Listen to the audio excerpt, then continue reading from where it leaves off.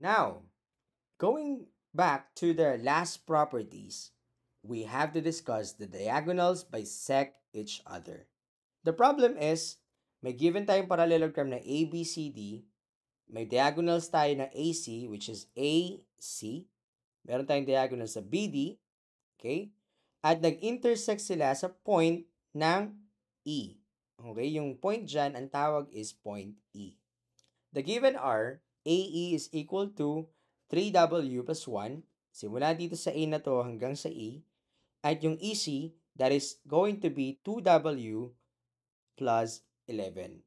Okay? So what are we going to do is to find first the W, the AE, and the EC. So, for us to do that, we have to understand that from the definition, diagonals bisect each other. Pag hinati kasi natin ng diagonals, magkikreate tayo ng dalawang equal parts. So, ibig sabihin, AE, itong AE ay equal dapat sa line segment EC. Okay? So, may given tayong 3W plus 1 para sa AE. Ano naman yung EC? 2W plus 11. That is from the given.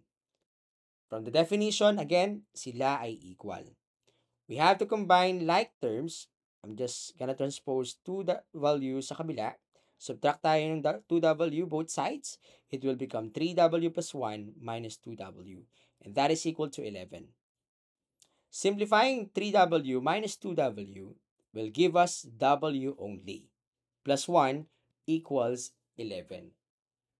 And then 1 can be transported to the right side of our equation, or minus 1 tayo ng both sides.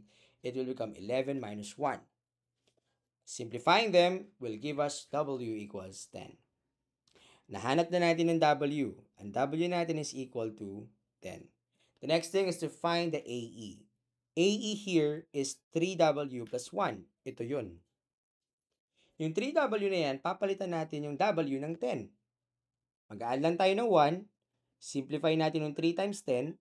30 yun. Nag-add ka pa ng 1. That is equal to 31. So, that is in side or line segment AE. 31. The next thing that we need to do here is to find the EC. EC here is 2W plus 11. Ito yun. Ngayon, palitan mo yung W ng 10.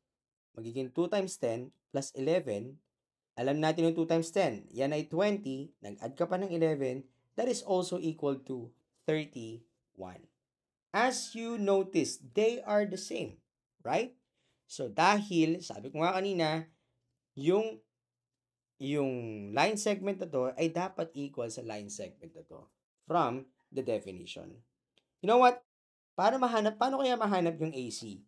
Okay, I'm gonna give you a challenge. If this is 31, this is 31, to find the AC, you will just add AE plus EC.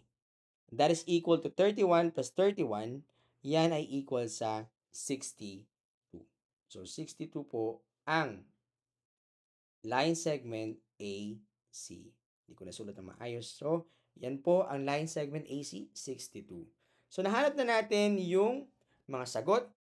10 para sa W, AE is 31, EC is 31. Okay? Ito yon. At ito naman yung isa. And that concludes our 4 properties of parallelogram.